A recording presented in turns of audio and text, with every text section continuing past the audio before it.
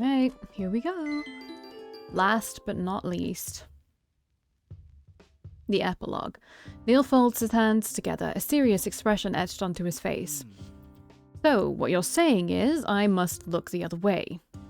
We're all here. Me, James, Eok, Lana, Caleb, Kane, even Eric showed up a little while later. The rest of the Gout soldiers have been locked up for now. I think we can come to an understanding that they were forced into an attack, I explain. I've been championing for the forgiveness of everyone's misdeeds. Forced or not, they attacked Earth. This is our third interaction with an extraterrestrial life form, and it was never anything but hostile. We cannot allow this to continue to happen. Sorry, Neil says as he shakes his head. You've got a point, I admit begrudgingly, but the threat here is gone. They have no reason to go to war with us anymore. And who is to say they won't come back later to plunder the Earth once more? Under my authority, I will personally guarantee that we will not attack your planet, Lana butts in.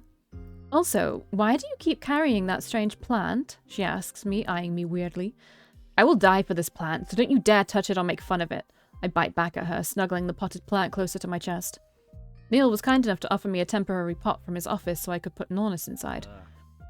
Your authority says nothing. From what you've briefed me about, you only just now staged a coup and your planet is under new rule. Who is it to say they will follow you? Neil argues back. Lana leans against his desk, frowning at him. You remind me too much of my brother with how uptight you are. In the background, Caleb raises his eyebrows. We have no interest in this planet. Let us leave and we shall never return. She shrugs nonchalantly. I hope you realize what that means, James. She says, speaking her own language. We will never see each other again. I am very well aware of that, but I stand by my decision to stay, James answers. Again, we have nothing but your word for this. We cannot trust you or let you leave like this without tangible proof that Earth won't get attacked again. Not to mention the people are going to want justice, Neil grumbles. I think if you wave it in their faces that you caught Julio's leader, people will quickly forget about the attack, I point out. You could even say that Julio conspired together with the Gout and say that we've captured Benjamin, the danger is completely gone, I say. Are you telling me to concoct an elaborate lie, Miss Hearth? Neil quirks an eyebrow. You're good at that, aren't you? I say, shrugging. I'm liking this side of you, Lana chuckles. I can see why my brother grew so fond of you. Well, don't say that, I'll regret my choice.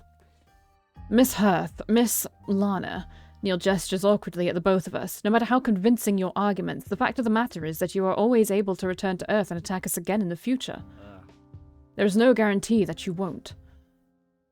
My lips transform into a pout. I've been trying to convince him for a while now to let the charges drop against all of them, to let them return to Yule, but Neil isn't budging. I understand his position, though. There is no guarantee that Lana wouldn't carry out another attack against Earth.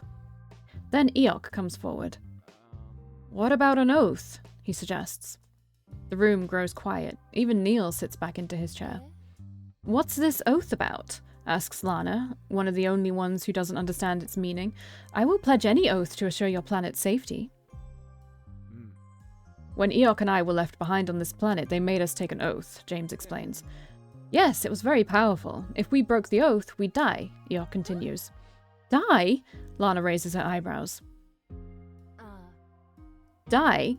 She repeats in English, looking at Neil. It's not a bad idea, I immediately jump in, unless there's some kind of distance tied to the oath.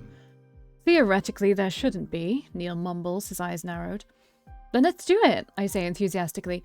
Let them take an oath with the Oathkeeper. Now hold on there, Miss Hearth. Exactly who will be the keeper in this situation? Let me remind you of the fact that both parties will find their demise if the oath is broken, Neil points out. I swallow. James? I'll do it then. I'll take another oath. Yes, that went splendidly last time.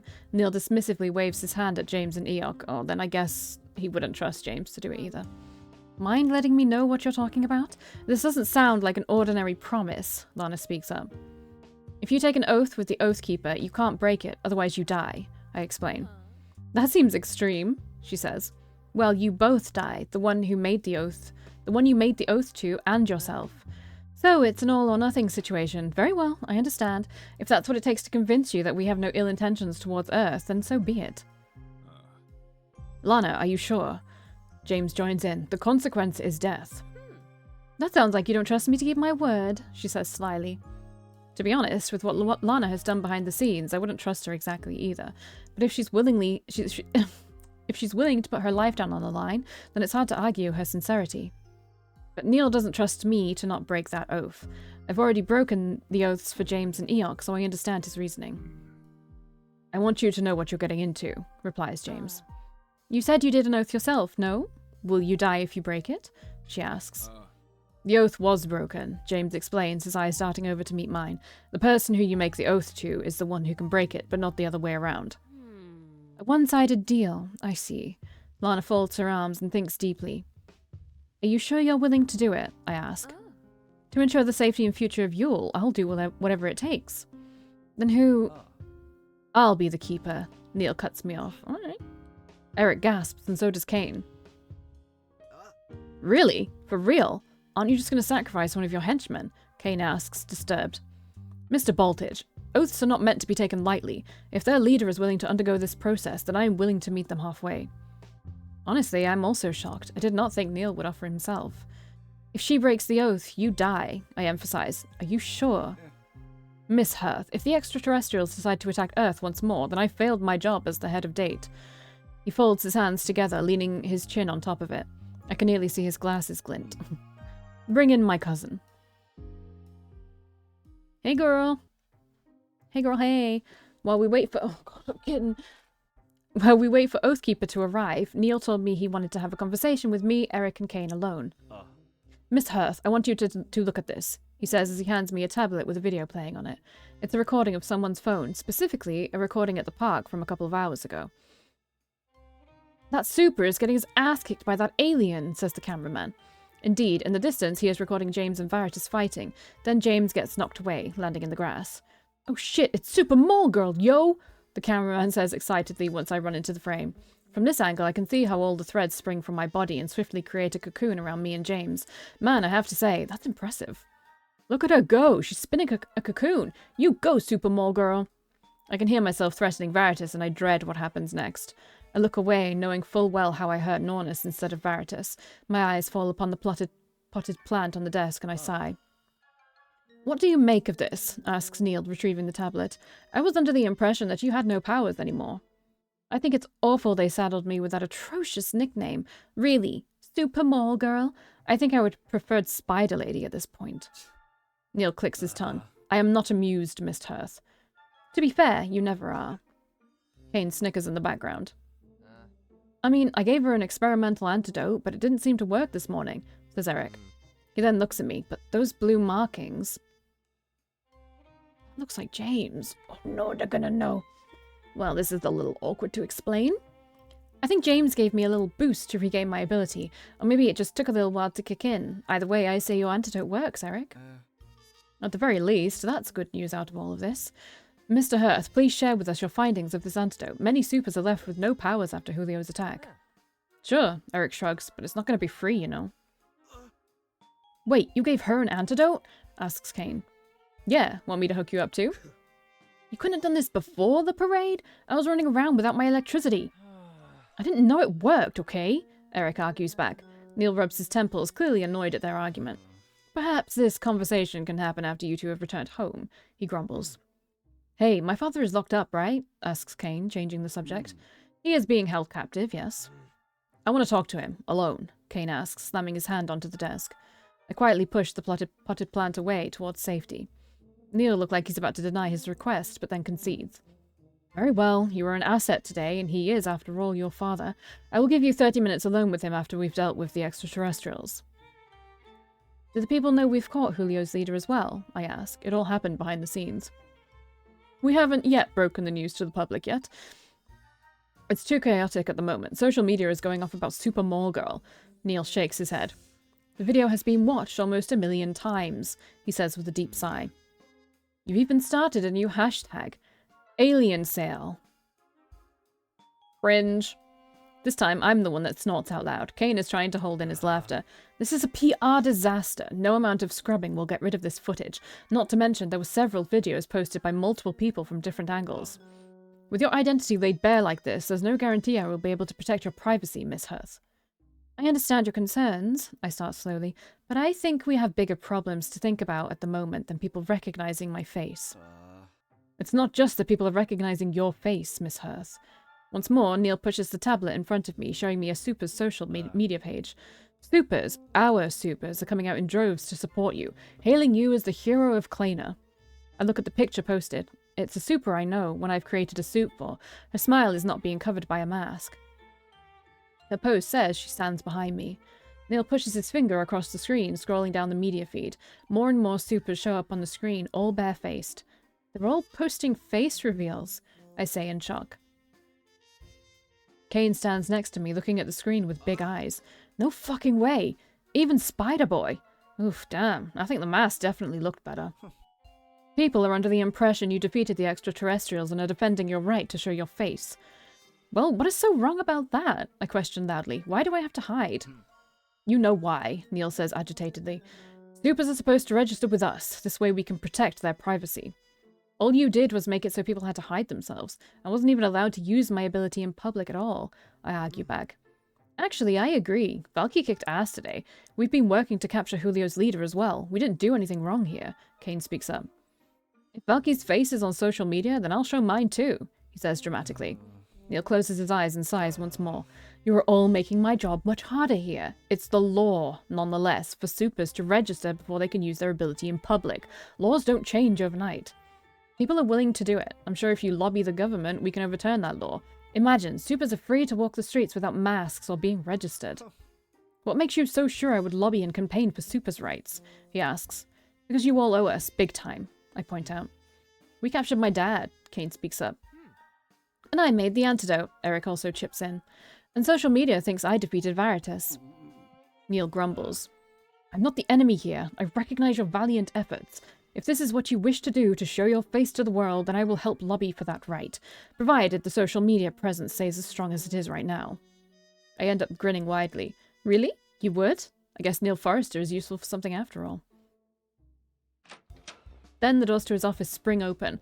Yay! A woman dressed in high fashion enters the room. Darling! She screeches. All of us turn to look at her. It's Oathkeeper.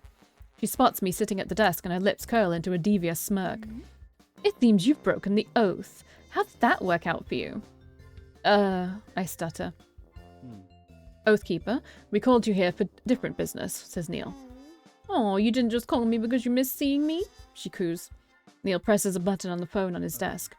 Bring them in, he says. And that's when everyone else is shuffled into the room. Let's do this, he says, looking at Lana as she enters. Oathkeeper proceeds to explain the rules and eventually ties an oath between Lana and Neil, promising to never attack Earth or do anything to harm Earth or its inhabitants. Lana is forced to make an oath between herself and Caleb as well. He can't attack Earth either, since he is the captain in command. One of the conditions to her oath with Neil is that she cannot remove the one with Caleb, a loophole, so to speak. What are you doing, Kiton? All in all, the procedures advanced nicely. James wasn't required to take an oath this time around, he just quietly stood by and watched. Same with Eok. Then we all leave for the ship to let them return to Yule. Oh, big yawn.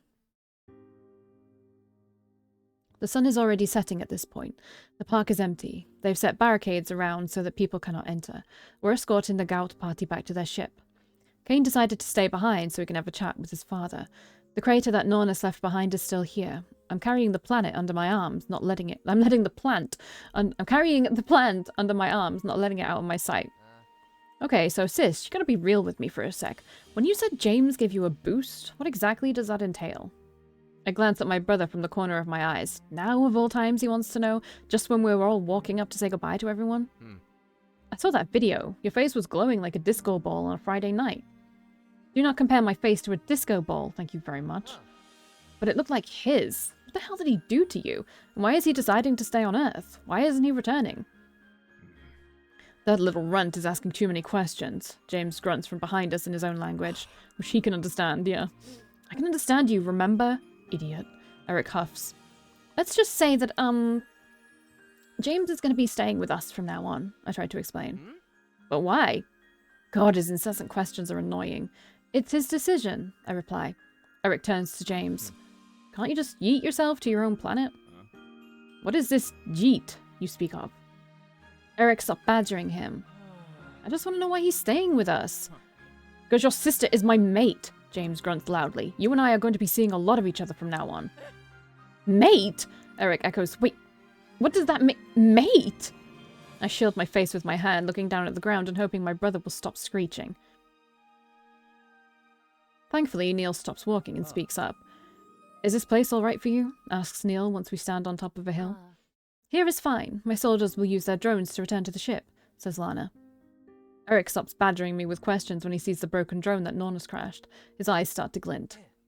You don't mind if I keep one of them, right? Asks Eric, barely able to contain his excitement. I sigh in relief. At least he won't be bothering me with questions for now. That one? But it's broken, says Lana, raising an eyebrow. Doesn't matter. If that's what pleases you, then you can keep the wreckage. Score! He exclaims and starts running towards the crashed drone. Mr. Hearth, that is property of Forrester Inc. Leave it alone. Neil yells after him. It's not actually. She can give it to whoever she wants. Girl, you can take your armband off now. As Neil tries to rein in Eric, Lana steps forward to grab James's hands. Are you really sure you will not be returning with us? She asks in this sorrowful voice. Things have changed. Yule has changed too. Lord Veritas is no longer a threat against our family. James gives her a small smile. For once, we're free to choose what we want to do. And staying here on Earth is what you want to do? Their world doesn't seem too bad, James says casually, but I won't be separated from my mate. You didn't even ask me if I wanted to leave with you and live on Yule, I say. An excellent point, Lana agrees. This is where you were born and raised, James tells me. I am nothing but a wanderer without a real home. Yule has never felt like one, nothing more than a prison. I'm sad to hear you call it a prison, says Eok, frowning. He's finally removed his glamour and changed into his usual armor. Eok is returning to Yule with the rest, something that saddens me. It saddens me too. We'll never see each other again. Lord Veritas has tainted my perspective on Yule, but I believe Lana can help and bring prosperity to Kulul. It just isn't where I belong, he explains. Oh, enough with the dramatic speeches. I get it. You want to remain. But don't forget, James, you are Rahu. Nothing will ever take that identity away from you. And nothing will, he assures her. James then looks at Caleb, who has been eerily quiet. Captain Caleb, he calls out to him. Caleb straightens his back. Yes, Captain, he answers. Don't be a fool. Forget about Lord Veritas. Caleb's worried eyes fall to the ground. But who else do I look up to now? Am I invisible? Incompetent? Perhaps I played the damsel in distress role too well, Lana mumbles. Protect her. Serve her. You are Rahu. Never turn your back on us. Be the captain in command that the people of Yule need you to be. Caleb pounds his chest and bows deeply in front of James. Then Eok turns to... No, Eok, don't leave. Valkii, he starts. I don't wait for him to finish and simply hug him, startling the poor guy. The potted plant is squished between us, but then he smiles softly and returns my embrace. He quickly lets go once he sees James shooting daggers at him. I'm sorry I couldn't fulfill my promise with Prince Nornus. He looks gloomily at the plant. That is not your fault at all. It's my own. Oh, don't act so dejected. The little prince sacrificed himself out of his own accord. I may not be fond of him, but do not disregard his agency and blame it on yourself, Lana huffs. That is true. Prince Nornus made a sacrifice for all of us. It was very brave, says Eok, even though I would have liked to take him back to Yule. I think I'm going to keep him here, I say, looking down at the plant. You said Yule is not his home planet either, right? Eok shakes his head. Lord Veritas came to Yule with Prince Nornus when he was but a small baby. He wasn't born here. Born there. I pull the pot tightly against my chest. Then Nornus can stay here, on Earth. Please take care of him. Eok chuckles. I'm really gonna miss you, though, I say, pouting. You're welcome to stay here as well. As much as I would have enjoyed that, Yule is my home. It is time to take back what was once ours. He's got such a deep connection to his home planet. No way would he ever stay here. However, I'll never forget my time here or even our meeting. You were kind to me, even though you had every right to be angry.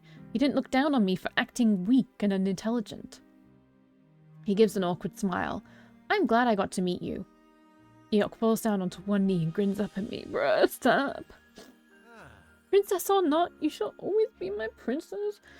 like foreshadowing his route because I think she's a princess in his route. My cheeks flush red with the compliment. I will treasure your macaron, not far. Believe already, man. I will treasure your macaret always, he says. I giggle at him. Goodbye, Eok. I wish you the best, and may we meet again. Eok rises from the ground and gives a pointed look at James. In complete silence, he makes a very polite and grand bow in front of him as well. I know I'm sad. I'm sorry, kitten. Goodbye, Captain James. Your teachings will always stay with us. James closes his eyes and also bows in front of Eok. Never thought a soldier like you was secretly running in cahoots with my sister, but you were resourceful and clever at times. May you continue to serve your people. Eok grins widely at the compliment, probably the first of its kind he's ever received from James. Caleb grabs onto Lana's waist. Guess I won't need this anymore, she said. Yes, thank you, she says, and dramatically removes the tracker from her arm. It falls onto the floor. She looks at James. Goodbye, James, says Lana. Well, it's sad that, like, they're being split up as well. Bye, then. He's like, fuck this emotional shit, I'm leaving. And slipping. Go on, then.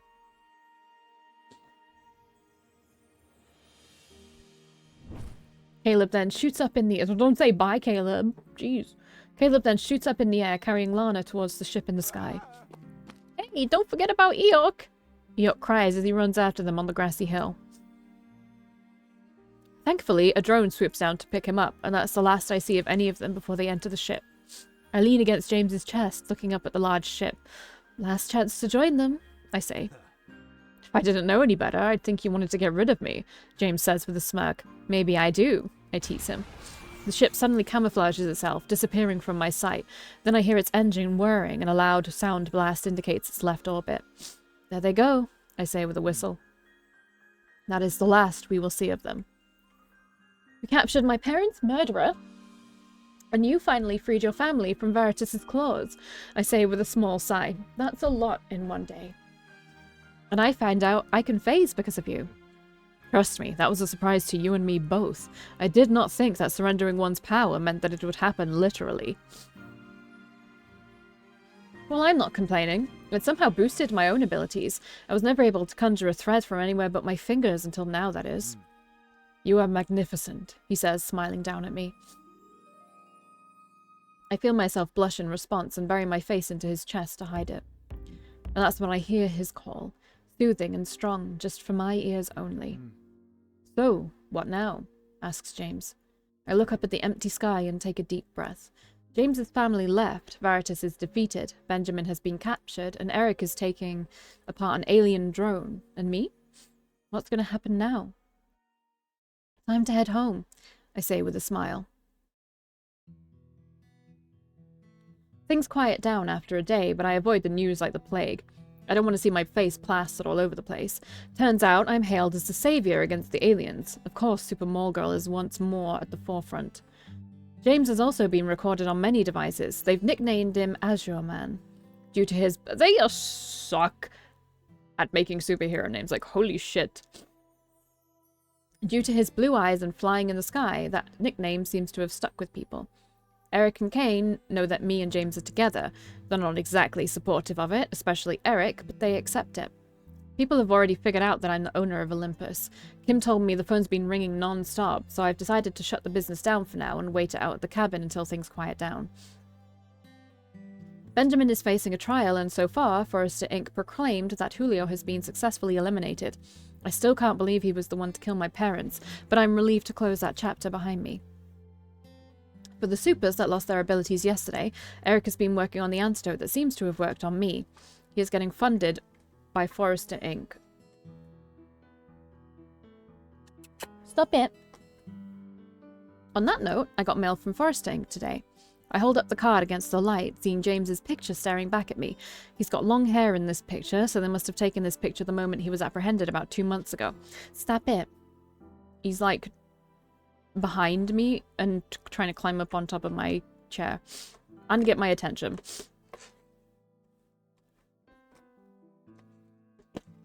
What are you doing? I can't help but break out into a huge smile. James, I call out. James seems to have resumed training like nothing has changed. I guess it would seem a little weird if he gave up his habit straight away. The danger is gone, but he will probably want to keep up his regime. He stops his training to walk over to me. What is it? He asks, folding his arms across his chest. Look what Forrester Inc. sent us, I say excitedly and hand over the card to him. James looks at it with curious eyes, seeing his own picture. Then his brown eyes meet mine again and he raises his eyebrows, not quite understanding what it is. Go ahead, read what it says, I say, trying to hold back a huge grin. James narrows his eyes, looks back at the card, then back up at me. Are you daft? What do you mean? I stop myself from talking. Of course, James can't read. He can read, just not the language, okay? I feel so ashamed of forgetting this small detail that I find myself blushing from embarrassment. How could I forget he can't read? I'm so stupid. You can see him. I take the card back from him, settling my gaze on the ground. Sorry. It's an ID card with your name on it. I scratch the side of my cheek with my last name. What is an ID card? He questions instead. It's official proof of who you are, kind of like a seal, I guess. You are now an official resident on Earth. It says your name, birth date, and so on. I look at the card once more. It seems they tried to westernize his name, changing it to James Hearth, then arbitrarily slapped on a day of birth, making James 30 years old in the eyes of the government. Actually, James, how old are you? I ask, stuffing the ID card into my pocket. I realize I've never asked him about his age. I am 54 creoles, he answers without a second thought. I press my mouth into a thin line. No, that is incorrect. I believe I turned 55 a while ago. Alright, can you tell me what a creole is?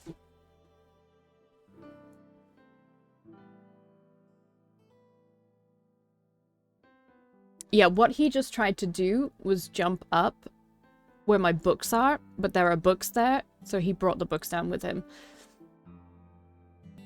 You know, he could do whatever he wants.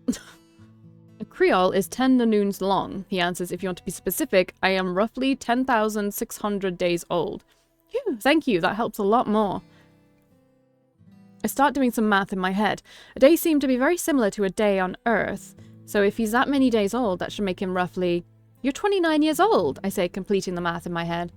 It's nice to be able to place an age on him. I'd always felt James was around my age, but you never know. Oh, that makes you older than me. I'm 26. Then I stop myself. No, I'm not 26. I had my birthday while I was on Yule and totally forgot about it. I slapped my hands to my cheeks. I've turned a year older without noticing.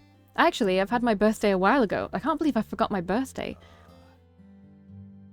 Why? Is it of importance that you remember the day you were born? He asks.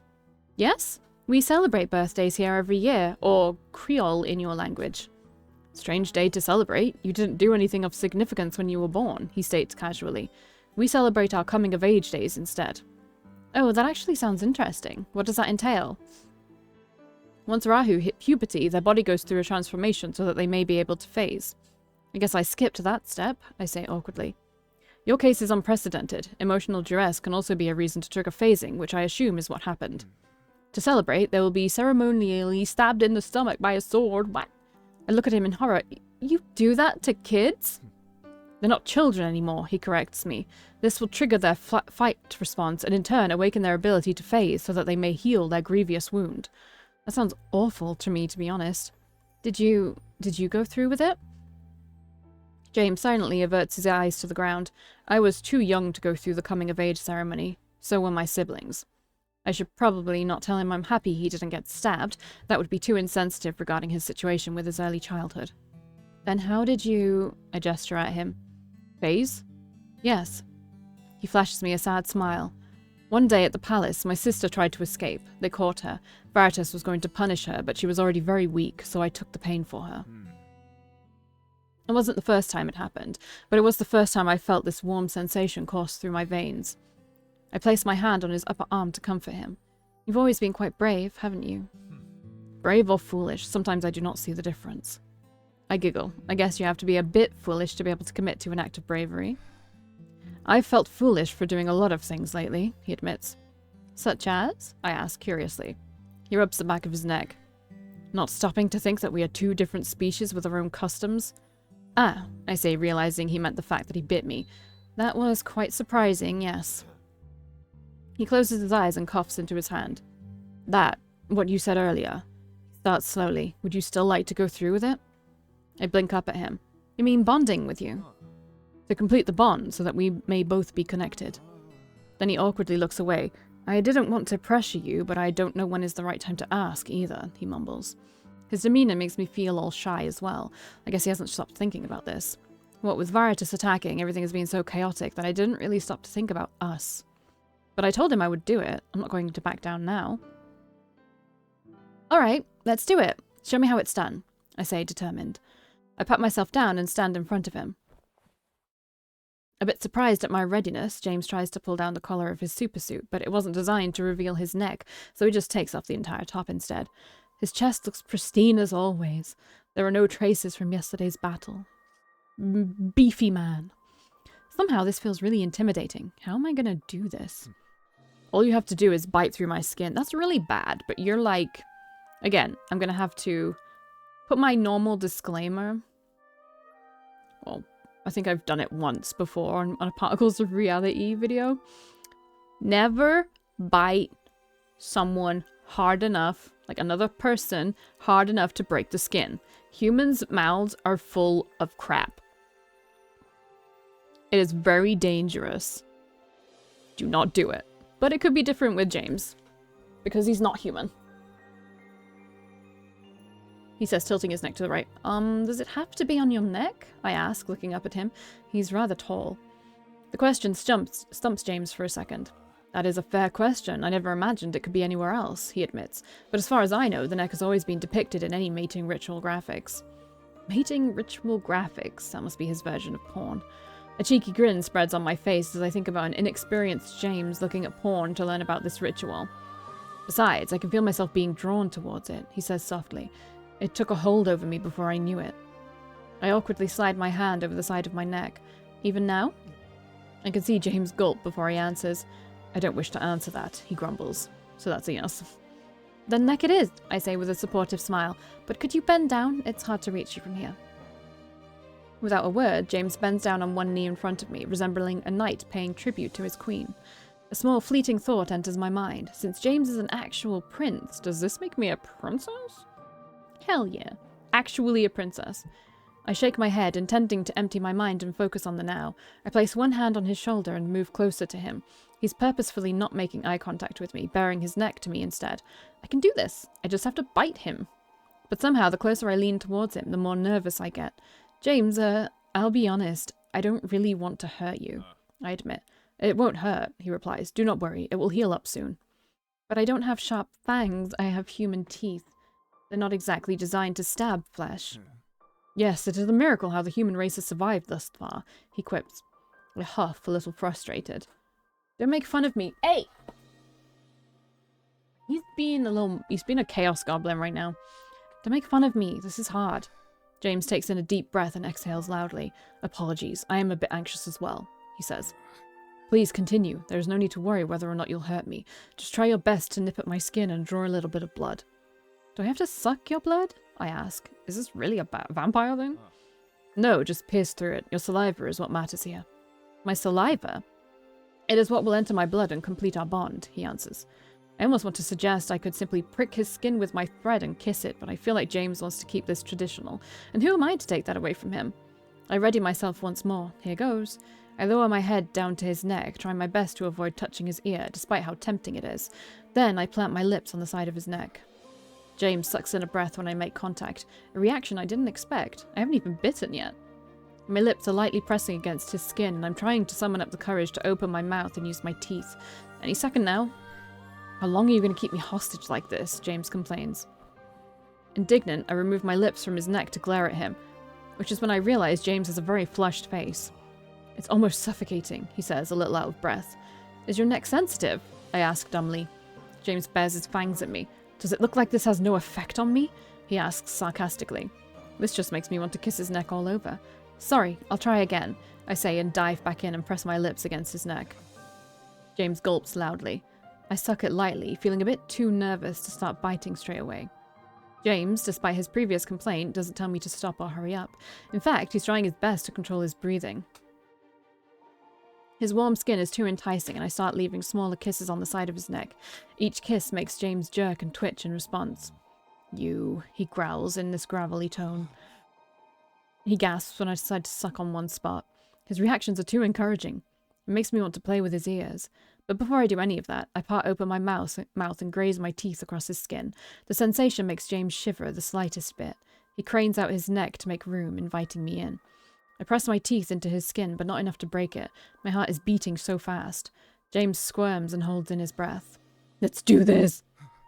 I bite him, hard. James draws in a sharp breath. Thinking I'm going too far, I release him and pull back. James exhales loudly, nearly relieved it's over. I look at the damage I've done. My teeth have left a faint mark behind on his neck, but sadly it didn't break the skin. I whine disappointingly. Sorry, I didn't pierce it. That is all right, he says in this shaky voice. Try again. You sure? I ask, looking worried I'm just making a big mess of things. Same place, don't hold yourself back. Think of it like you're feasting. I mean, James is a total snack, but I don't think I want to go that far. Okay, let me try it again, I say, placing one hand on the other side of his neck and leaning down. As my lips touch his neck once more, I can feel James tense up. I kiss the spot I bruised softly, feeling guilty for hurting him and failing to actually pierce his skin. This time I won't fail. I open my mouth and press my teeth against the skin. I squeeze my eyes shut and force myself to bite down on him. Nug. James grunts in response as his face flares up. The tiniest slither of warm liquid seeps onto my tongue, making me taste metal. I've done it. I've broke through his skin. I want to pull back, but suddenly there's a hand on the back of my head, firmly keeping me in place. James's chest is heaving up and down as his breath steadily accelerates. I can feel his heartbeat leap against my mouth. Even now, it is filling my ears with his melody. Another hand snakes up my back and presses me close to him. He doesn't want me to leave, so I oblige. I softly kiss his neck on the spot that I marked. He shivers with each kiss, his fingers digging into the back of my head. The longer I suck at his skin, the more I realize I'm starting to feel something too, something like a kick. It's unusual and unfamiliar. For a brief second, I think it's because this is arousing me, but that's not it either.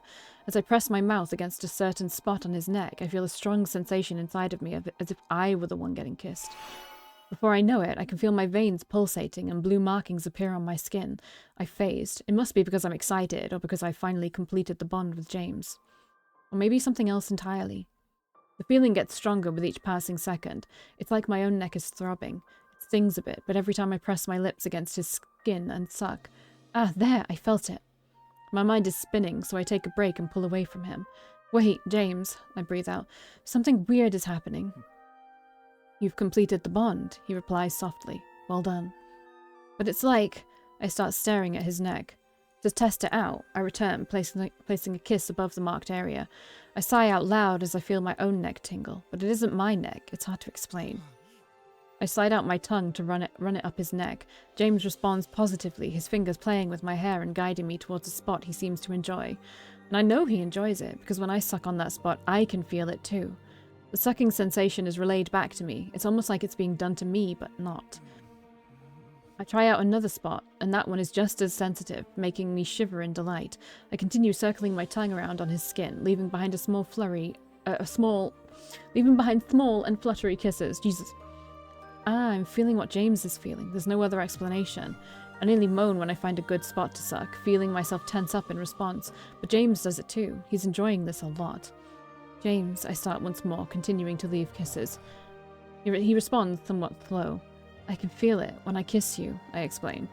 I don't want to stop. It feels so good it's addicting. Is that normal? I ask, my tongue eventually trailing the line of his collarbone.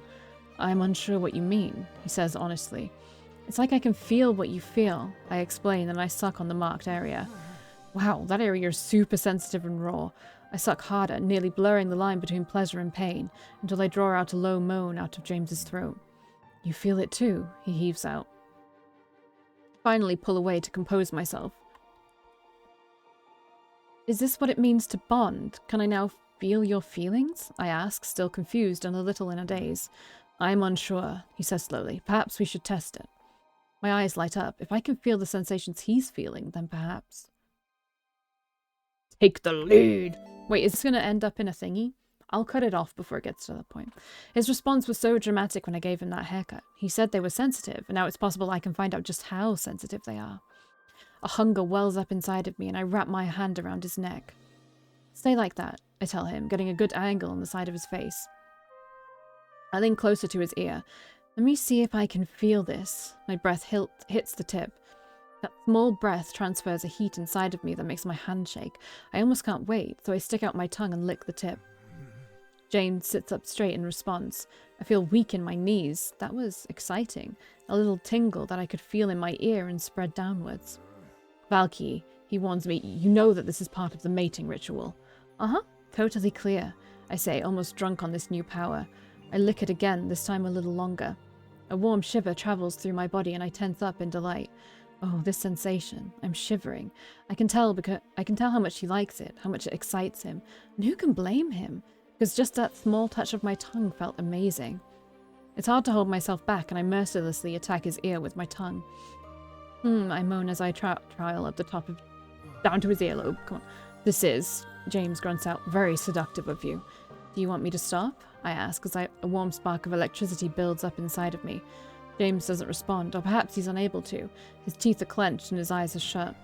No, he eventually grunts out. This is all still new to me, he says, gulping loudly. I dart out my tongue to lap up his earlobe and bring it between my teeth. Oh yes, right there, that's the sweet spot. It's nothing like the sensitivity of my own ear, no. It's almost tenfold the range. My heart rate increases and I can just feel myself getting heated up everywhere. I play with the supple piece of flesh, loving the way it feels. It's so soft, yet it sparkles with amazing sensations.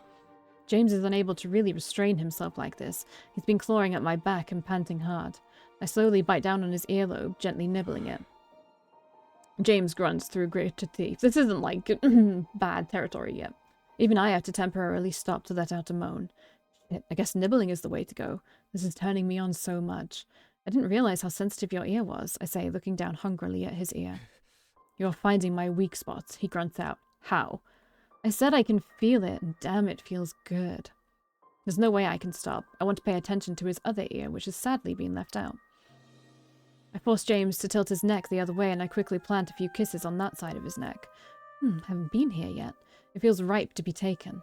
A patch of skin that has been unexplored. It's highly responsive to my touch, causing James to squirm against me. I explore his neck first. It's exciting finding the spots that he's the weakest to. He doesn't even need to tell me. I can already feel he really loves to be sucked right there. I have to keep going. Valkii, James suddenly chokes out. I believe you. It's okay. You can... I take his earlobe in my mouth and tug at it. My body nearly freezes as a shock of pleasure travels down between my legs. Even James completely shuts up. Again is all I can think about. I lick at it, I swat at it, I graze my teeth across it. Dear God, this feels amazing. Even my quickening breath against his ear feels hot. If I had ears this sensitive, I would be begging James to have his way with me. Which is why I'm having my way with him. It's impossible to stop toying around with his ear. James moans as I nibble on his ear again. It's hard to nibble while I'm moaning as well. The more I pull on it and press my teeth down on his earlobe, the more sensitive it becomes. It's so delicate, it doesn't matter how I touch it at this point. Everything feels good. My lips just won't leave it alone. I've slathered his entire ear with my tongue, and I can feel the sensation in my bones. Just a nip here. You're so sensitive, I say briefly before nibbling. James breathes out. His body keeps twitching more and more. I take his earlobe between my teeth and bite down on it. This is some serious foreplay, okay? I have to steady myself as the pleasure increases. Maybe a little harder. Yes, he likes that. Valkii, he breathes out in a low rumble. I bite down harder. It's starting to hurt, but it's such a pleasurable hurt. I can't help but flick out with my tongue before biting down on it again. I'm pretty sure I could orgasm just from this alone. It's that amazing. I ravish his earlobe, feeling the pleasure transfer to me. He's panting by now. Then suddenly, James pulls away. Valkii, he exclaims, staring at me in the face. I shake my head to wake up from a daze. I'm sorry. I apologize quickly. He shows me this soft look. If we continue like this, then I won't be able to. Keep it in? I finish for him. That's what it felt like to me. Yes, he confesses. As much as I want you to fondle my ears some more, I do think we should see to what extent this bond has become. You know what? I agree. I look over his body. What else can I feel? I lick my lips and I press my fingers against his chest. I can feel his heart pound loudly against my hand. My eyes travel down even further to his waist. Uh-oh. I don't need to see it to know there's a bulge in his pants. Somehow I can feel he's excited, which in turn makes me super happy and excited as well. I want to explore his entire body. Okay, goodbye. Bye. Goodbye for now. I'll do the thing I did in Particles of Reality where I describe it. Bye.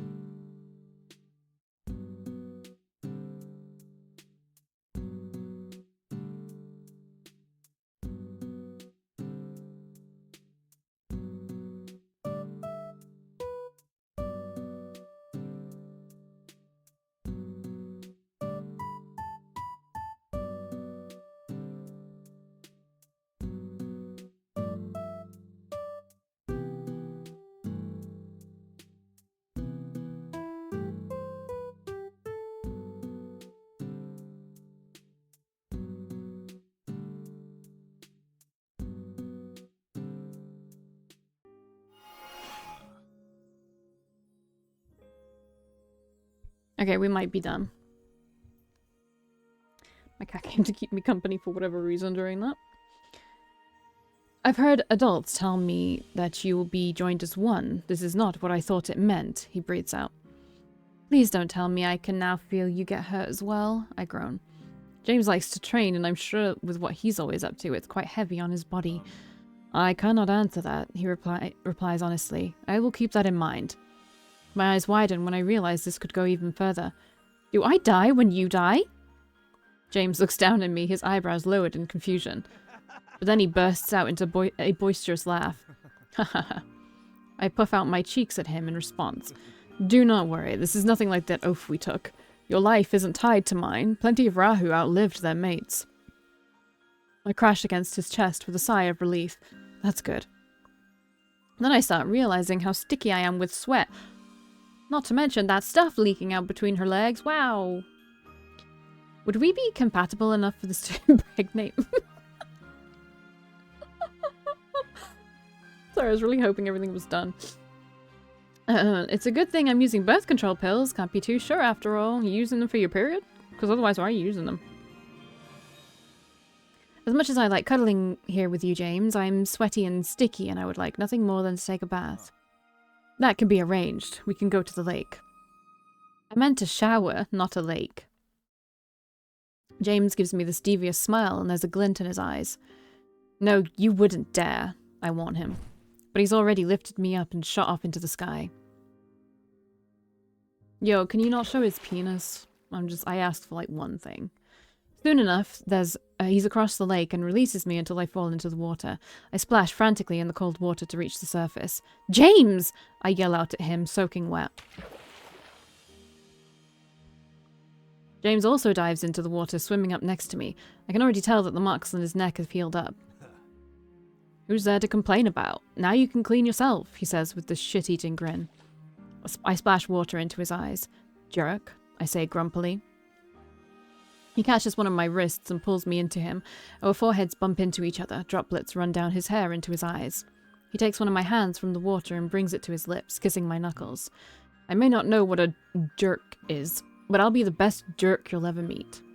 I snort out loud and laugh. I don't think it means what you think it means, but I appreciate the sentiment. I tug my hand free and cup the side of his cheek. Guess you're my jerk now, I say softly. Don't start again. James' eyes flare up blue, phasing in front of me. He gives me a genuine smile, one that I savor every bit of. Then he leans in and kisses me on the lips. I guess I fell for the biggest jerk in the universe. And that's okay.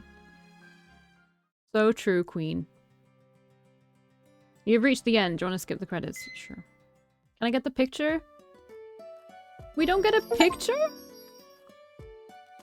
Why don't we get a picture? Well, let's do his... Oh. 1 minute. Okay, we're really bright. Oh no, you can see my... You can see my... You can see my Google account. I'll blur that out. So the word count was 23... Alright, you can see it yourself. Unique background locations 45. This is so cool. I love this.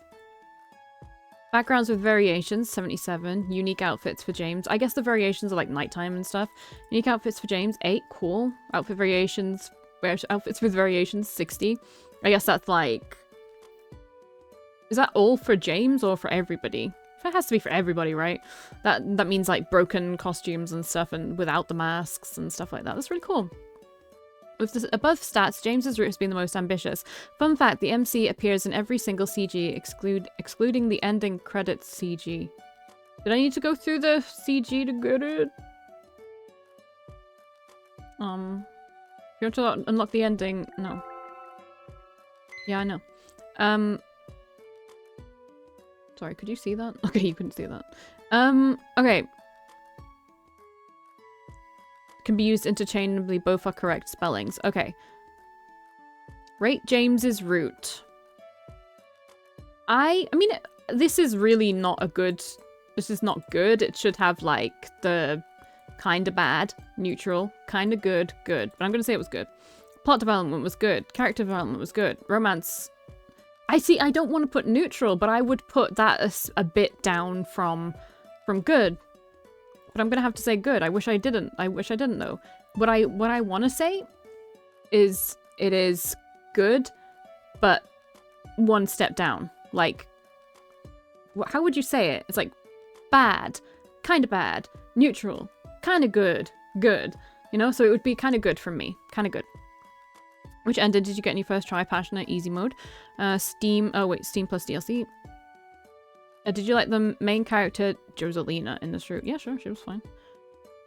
Uh-oh. Probably gonna have to censor the Smex scene. Really like this scene, really like this scene. Oh no, it doesn't show up. So we don't get to see? Oh my god, there's his ending credit! We didn't get to see it because I skipped the credits. I'll never do it again. I really like this one actually as well. I mean, I like this one as well. It was funny. I like them all. I thought the CGs were like a step up in this one. Hairstyle. Which hairstyle do you like on James? I like the first hairstyle. Oh, so you can choose. Okay. Eok, obvi. Favorite side characters. I meant to click Eok first. There we go. I clicked Eok first. So, I like Eok. I like Nornus. See, I would say I like Lana, and I really liked her at the beginning. But to me, I can totally understand why she is the way she is. But, and I understand why she... Yeah, I just understand. But, the way she was really callous towards MC and her safety when we found out that she was with the Resistance, which again makes sense. I get it. I do. I honestly get it. But being in the MC's shoes and from her POV just sucks. You know? Like, Eok has his planet, like, not destroyed, but overtaken. And you don't see him having the same kind of attitude. I don't know. I know everyone's different, but yeah, I don't know. I like Bilious. I like these people, but they're not my favorite. I like a lot of people. I like Kane. Veritas was such an interesting bad guy that I feel like they could have done more with. He was just kind of ominously hovering about places. And we didn't really, because of the fact that halfway through we went back to Earth, we didn't really get that Norn and Veritas. I don't know. It just wasn't quite there. Side characters you disliked. Who did I dislike?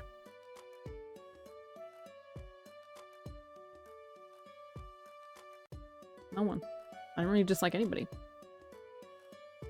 Side character you wish had their own alert. Girl, you've given yourself so much work with this game.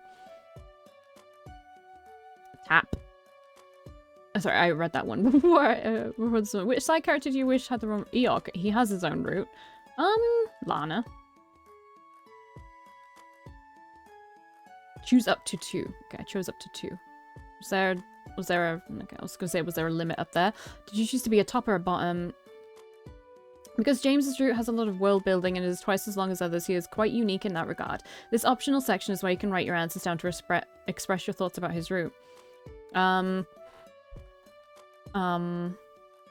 He was an uncaring...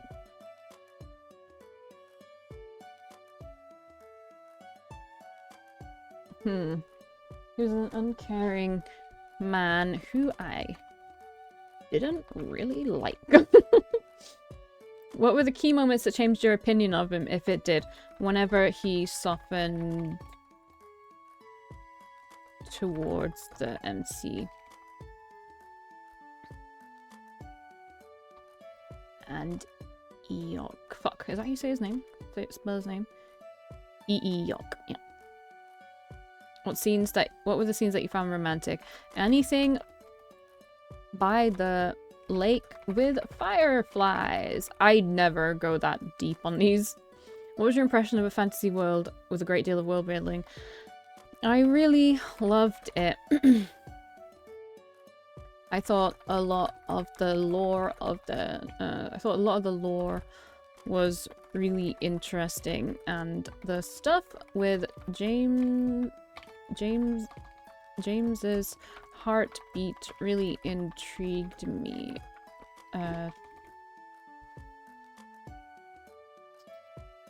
He's been Chaos Gremlin again. I need to quickly do this. Really intrigued me. There we go. I did. I wish there was a little more romance and that the main story didn't take up so much time. But I understand that there had to be a build up to James softening, and that takes time.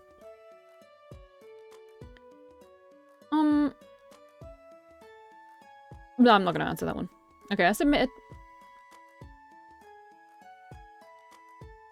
Oh my god, James's route has 2,000.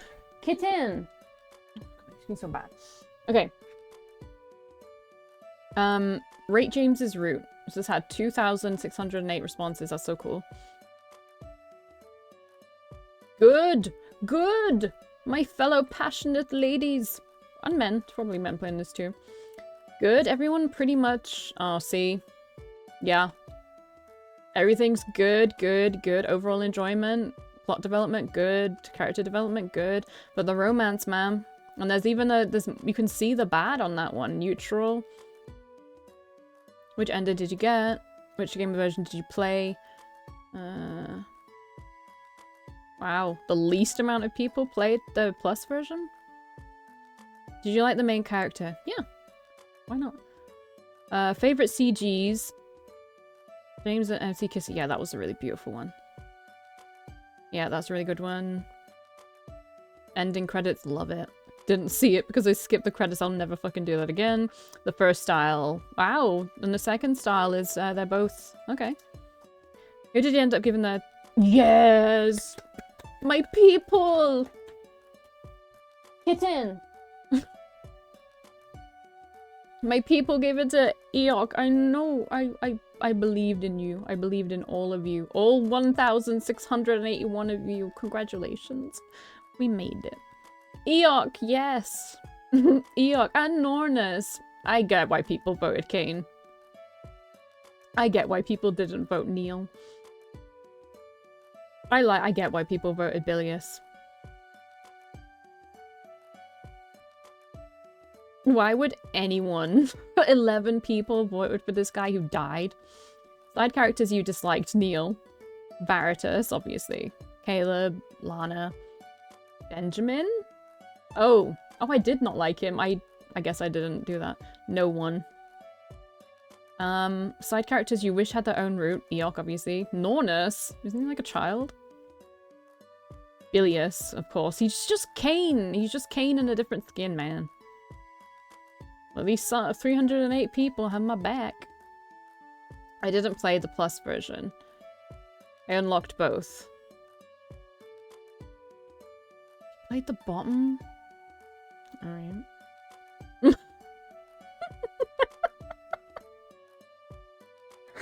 Asshole, hot, asshole, cold, jerk, jerk, hot, hot. He was an asshole. He was an asshole. Sexy motherfucker. I hated him. He was an ass. I liked him from the beginning. Scary. Dislike. I thought he was an asshole. Mean. Douche. Cold. He's an asshole. Scary. Rude. That he was an asshole. Oh my god. Oh no. Here we go. I don't think I'll like him. Wow. So many responses are hidden. Well, he's so rough and annoying. I expected something worse, but this was too much for me. I thought he was a jerk. That was going to be Stockholm Syndrome. Okay. What were the key moments that changed your opinion of him? If it did, no. None. No answer. When he saved MC from this... Well, yeah. The haircut scene when he went back for Eok. None. I don't know. When he took a whipping for us. I still wanted Bilious or Eok. His love for his family. Nothing, I just like the ear scene. Oh. Someone put a paragraph. I thought it was quite cute of him to agree to go back to the market for Eok when MC asked. No, I'm not going to read all that. What were the scenes you found? The lake scene, the lake scene, the lake scene, the lake scene, the lake scene. What was your impression of a fantasy story with a great deal of world building set in a game like Tailor Tales? I loved it. I loved it. Amazing. I loved it. I loved it. I loved it.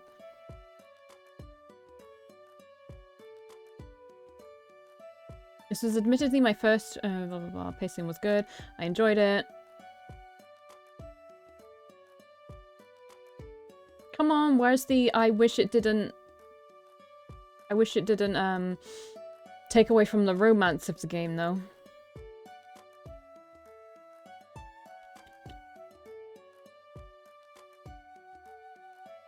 Okay, well, it's not there, so did you enjoy... Oh.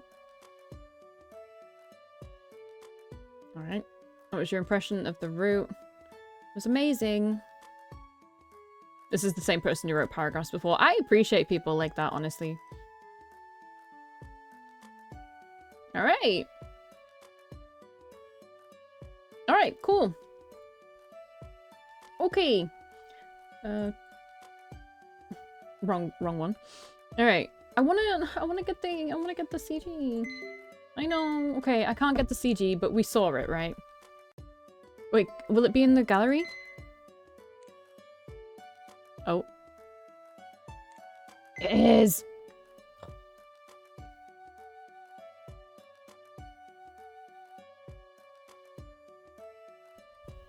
It's beautiful. It's beautiful. Thank you, Celiana. It's beautiful. Wait. It's beautiful. Just enjoy. Just enjoy. It's beautiful. I fucking love the ending CG so much. They're so gorgeous every time. Is that the person who drew it? Dark Avy? God, it's beautiful. Oops. Uh-oh. There we go, I think. Okay. So, man, there's two that I haven't got. That sucks. Oh well. Okay. I'm not gonna censor that part just now. That because it was censored on the preview anyway. What do I think about it? I think I've said already a lot when I was doing the survey, but I do think that she wanted to tell a story this time, and there's nothing wrong with that at all. I promise. I loved it, honestly. I was intrigued by all the other characters. I was so intrigued that we were there on the planet for so long, then we came back, and it was just a lot. And I liked the detail that, like, the little things she put in about, like, the differences in their cultures and the differences in their biology, even though if they look kind of the same, they're not. Like, the heartbeat thing, that's so cute. I was kind of hoping for, like, I don't know, something more about her parents, like learning out what their abilities were. And part of me is like, I kind of wish somehow, some way that that she might have been a little bit Rahu. I don't know, you know? That would have been cool. But also stupid at the same time. I've had something in my hair for ages. It's still that. I think it's something I was trying to put on my face earlier. I have these face tattoos. Like fake face tattoos. No, it's just a bit of fluff. I have these fake face tattoos that are stars and they're golden, but they don't go well with my foundation, so I can't wear them. Because you have to, like, put them on and then press water on there, so the foundation's like, I think I'll wash off now. So, yeah, back to this. James was better than I thought he was going to be. I didn't like him in the beginning, obviously, but again, I'm going to make the comparison to Baldur's Gate 3 with Lae'zel. Lae'zel is mean. She is rude. She is, as straightforward as you can possibly get. You know, I want to tell you something about Lae'zel that she doesn't do that all of the other companions do, at least to my knowledge, to me thinking. Lae'zel never fucking lies to you. Alright? She never lies to you. I don't know what she's like in a romance. I haven't played Baldur's Gate again in forever, but I've played it so much. But I wanted to go and romance everybody, and I just didn't do it. So I don't know if she, like, lies about her feelings, but I can't imagine she does, right? So that's how I feel about James, is that Lae'zel is, like, James. She's a product of her upbringing, and even the main character says so. She's like, oh, he's like a product of his upbringing. He is how he is because of how he was brought up. So, it's nice that he managed to soften and to get to that point where he's like, I can be soft with this person and it doesn't make me any less strong. Because that was his, like, thing for so long, that he can't show any weakness and he thinks being soft is weak. So, yeah, and I think, again, I'm gonna say it again, the plot being so, not complicated, but consuming, took a little bit away from the progression of their relationship. It felt sudden, but also not at the same time. And I think it's the only way it could have gone down without it taking up more time. And this is already a long route, and I'm sure she didn't want to do that. So the thing is that he suddenly, I mean, we saw him starting to care about her, and then there was the whole, I'd never give my life for someone other than my family, and then he did, and then we're like, I see now, I see. But he still doesn't really see, and we're like, why isn't this progressing? And then suddenly, they have the little play fight where he dumps water on her, and then she goes out later that day to give him his dinner. And then they fight, they spar, which is very good, honestly. Like I said, like, I think just because the plot just took up so much time, it's like, I don't know.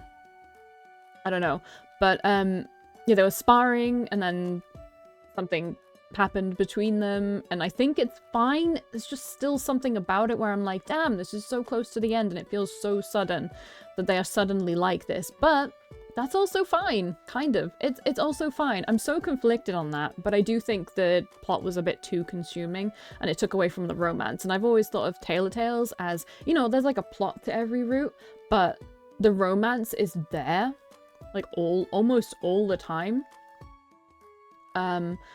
And it wasn't in this one. And I know she was being experimental and stuff, and there was so much that I do love about the world building and the lore behind everything.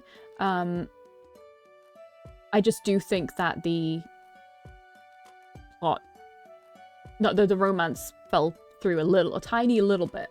But it was still good. I liked James romantically more than I thought I would, because we all saw, I'm pretty sure we all saw his disclaimers. Not my type, typically. But I really, really, really love that you get to have that choice. You're not like kind of forced into like a situation that you would not want to be in. Like someone taking too much control, you know? It's good that there's that choice there, because I would fast forward through anything where all of the control was taken away. But yeah, I think it was good. Nornus should not get a root unless he's aged up. And I don't know how you would do that. But I do think he deserves a better ending. What the fuck happened with the plant? Like, you can't have such significance on the plant that Nornus left behind and then be like, never bring it up again. Maybe it's brought up in the side story. Which I feel like I'm gonna have to do now, because I need to know what the fuck happens with that fucking seed. I need to know. Alright. That's it. We're going to... Oh, I'm not on the game. We're gonna do... Gray next. I guess he is 28.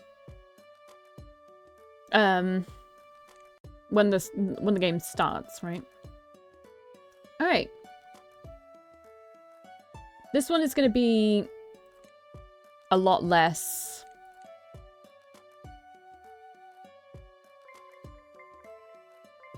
serious focused, I think, and I think it's gonna piss me off. I don't think I'm gonna like this character, but we'll see. I love being surprised, you know? So next is Gray, and I will see you then. Bye.